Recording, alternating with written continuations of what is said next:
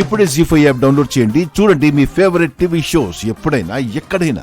మిత్ర లక్ష్మికి భోజనం వడ్డించేంత వరకు వెళ్ళాడంటే రేపు తన మీదున్న అభిప్రాయం కూడా మార్చుకోగలడు. తన మీదున్న ఇష్టాన్ని కూడా ఇష్టంగా మార్చుకోగలడు.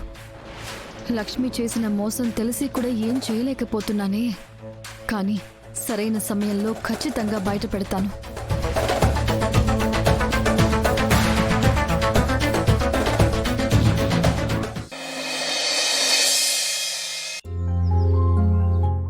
అమ్మా లక్ష్మి, ఏంటి మావయ్య గారు? ఈరోజు నాకు చాలా సంతోషంగా ఉందమ్మా. ఎందుకు మావయ్య గారు? నీ వల్లే మా అమ్మ మళ్ళీ మా అందరితోనూ మాట్లాడగలుగుతోంది. ఈ విషయంలో నీకెన్ని కృతజ్ఞతలు చెప్పినా తక్కువే. Thank you very much Lakshmi. అయ్యో, ఏంటి మావయ్య గారు ఇది? ఇదంతా అందరూ నన్ను మెచ్చుకుంటారని, నాకు కృతజ్ఞతలు చెప్తారని నేను చేయలేదు. బామ్మగారిని ఆ పరిస్థితుల్లో చూసి తట్టుకోలేకపోయాను. అందుకే నా ప్రయత్నం నేను చేశాను. నాకు నీ గురించి తెలుసు లక్ష్మి. పరిస్థితుల ప్రభావం వల్ల అందరితో విభేదాలు ఏర్పడ్డాయి. నీకు మా అందరికీ మధ్య దూరాలు పెరిగాయి. కానీ నీ మనసు మాత్రం ఈ కుటుంబం గురించి ఎప్పుడూ తాపత్రయపడుతూనే ఉంటుంది.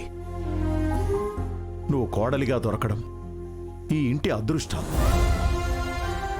ఆ విషయం ఇంట్లో వాళ్ళకు కూడా తెలిస్తే అప్పుడే నాకు కూడా సంతోషం. అమ్మా లక్ష్మి,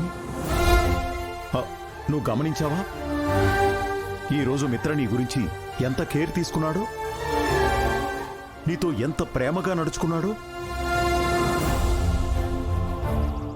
అదంతా మబ్బులు కమ్ముకున్నప్పుడు కురిసే చిరుజల్లు లాంటిది మావయ్య గారు. అదేంటమ్మా అంత మాట అనేసావు? మిత్రగారిలో మార్పు వస్తుందని నేను అనుకోవడం లేదు. ఎందుకంటే ఆయనకి మనీషాకి ముడిపడిన బంధం అలాంటిది. అమ్మా లక్ష్మి, రేపు నీ దగ్గర సంతకం తీసుకోవడానికి పోలీసులు లాయర్లు వస్తారుగా, అందుకే రేపు ఎక్కడికి వెళ్ళొద్దు. సరే మావయ్య గారు, వెళ్ళను. కాకపోతే రేపు ఉదయం మాత్రం ఒకసారి గుడికి వెళ్ళొచ్చేస్తాను. ఎందుకమ్మా? రేపంత ప్రత్యేకత ఏముంది? అది రేపు నా పుట్టినరోజు మావయ్య గారు. అందుకే గుడికి వెళ్ళొద్దాం అనుకుంటున్నాను. ఏంటి, రేపు నీ పుట్టినరోజా?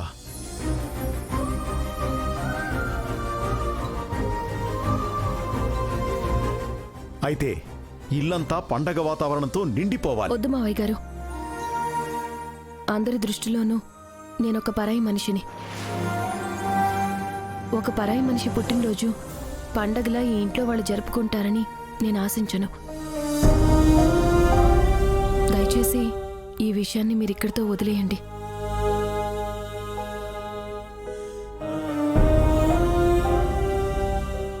జీ5 యాప్ డౌన్లోడ్ చేసి అన్ని ఎపిసోడ్స్ పూర్తి ఉచితంగా చూడండి.